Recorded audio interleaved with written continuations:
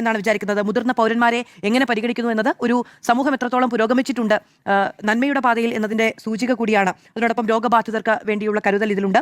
സ്ത്രീകൾക്ക് വേണ്ടി അത് ഇന്ദിരാഗാന്ധിയുടെ പദ്ധതിയായി പ്രഖ്യാപിച്ചതാണ്. അതിൽ ബജറ്റ് വിഹിതമായി 600 കോടി മാറ്റിവെച്ചിരിക്കുന്നു. അതിന്റെ ഏറ്റവും പ്രധാനപ്പെട്ട കാര്യം എന്താണ് എന്ന് ചോദിച്ചാൽ KSRTCയുടെ നട്ടെല്ലൊടിക്കില്ല എന്നതാണ്.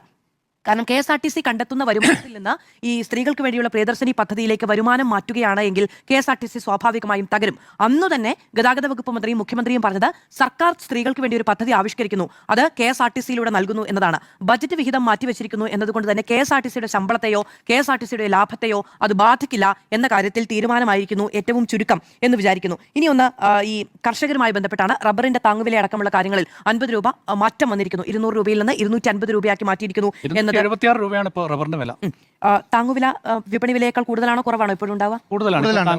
276 രൂപ ഇപ്പോൾ റബ്ബറിനുണ്ട്. അപ്പോൾ താങ്ങുവിലയുടെ ആവശ്യമില്ലല്ലോ. അല്ല, ഈ വിപണിയിൽ കുറയുകയാണെങ്കിൽ എന്ത് ചെയ്യും? കുറയുമ്പോഴല്ലേ താങ്ങുവില പ്രഖ്യാപിക്കുന്നത് സാർ, അതിനുവേണ്ടി കൂടിയാണ്. അപ്പോൾ മേഖലയുമായി ബന്ധപ്പെട്ട് ഈ മത്സ്യമേഖലയുമായി ബന്ധപ്പെട്ട് ഉള്ള പദ്ധതികൾ പ്രഖ്യാപിക്കുമ്പോൾ നമ്മൾ കാണേണ്ടുന്ന ഒരു രാഷ്ട്രീയ മാറ്റം അവിടെയുണ്ട്. അതായത് നമ്മൾ തീരദേശ മേഖല കേന്ദ്രീകരിച്ചുകൊണ്ട് ഈ ബജറ്റിൽ UDF സർക്കാർ വലിയ പദ്ധതികൾ പ്രഖ്യാപിക്കുന്നുണ്ട്. അത് ശരിയാണ്, തീരദേശം സ്വകാര്യ മേഖലയ്ക്ക് തീരെഴുതാൻ വേണ്ടിയിട്ടാണ് എന്ന ഇടതുപക്ഷത്തിന്റെ വിമർശനമുണ്ട്. നമുക്കത് കണ്ടറിയേണ്ടതുണ്ട്. കാരണം കേരളം ഇത്ര വലിയ തീരദേശ മേഖലയുമായി ബന്ധപ്പെട്ട് ഇത്ര വലിയ പ്രോജക്റ്റുകൾ അനൗൺസ് ചെയ്തിട്ടില്ല.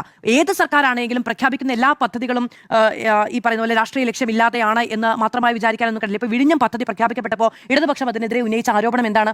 6000 കോടിയുടെ അഴിമതിയാണ്, കടൽ വിൽക്കുകയാണ് തുടങ്ങിയ കാര്യങ്ങളുണ്ടായിരുന്നു. ഇടതുപക്ഷം പിന്നീട് വിഴിഞ്ഞം പദ്ധതി ഏറ്റെടുത്ത് നടപ്പിലാക്കാൻ തീരുമാനിക്കുമ്പോൾ പറഞ്ഞത് എന്താണ്? സർക്കാർ അതുമായി ഏറെ മുന്നോട്ട് പോയിരിക്കുന്നു, ഇനി അതിൽ നിന്ന് പിൻവാങ്ങുക എന്ന് പറഞ്ഞിട്ടുണ്ടെങ്കിൽ വലിയ നഷ്ടം നമുക്ക് ഉണ്ടാകുന്ന ഒന്നാണ്. മാത്രമല്ല നമുക്കറിയാം, വിഴിഞ്ഞം പദ്ധതി നടപ്പിലാക്കാൻ തീരുമാനിച്ചപ്പോൾ നമ്മൾ വിചാരിച്ചത് വലിയ ധാരാളം ആളുകൾ അതിന്റെ മത്സര രംഗത്തുണ്ടാകും എന്നുള്ളതാണ്. പക്ഷെ അങ്ങനെ ഉണ്ടായില്ല. പിന്നീട് സർക്കാർ ഇതിൽ കോംപ്രമൈസ് ചെയ്യേണ്ടി വന്നിട്ടുണ്ട്. അദാനി അതിലേക്ക് വരികയും ചെയ്തു. അപ്പോൾ അത് ഈ സ്വകാര്യ പങ്കാളിത്തത്തോടു കൂടി തന്നെയാണല്ലോ നടപ്പിലാക്കിയിട്ടുള്ളത് അല്ലേ? അപ്പോൾ ആ നിലയ്ക്ക് ഉള്ള മാറ്റങ്ങൾ വരുന്ന സാഹചര്യം ഉണ്ടായി. പക്ഷെ അതുമായി ബന്ധപ്പെട്ട് പിന്നീടുണ്ടായ വികസനം അവിടെ നിന്നു. വിഴിഞ്ഞം പോർട്ടുമായി ബന്ധപ്പെട്ട് മാത്രമേ ഉണ്ടായിട്ടുള്ളൂ. ആ വിഴിഞ്ഞം പോർട്ട് ഉണ്ടാകുമ്പോൾ അതിന്റെ അനുബന്ധ വികസനങ്ങൾ എന്ന വാഗ്ദാനം പിന്നീട് സംഭവിച്ചിട്ടില്ല.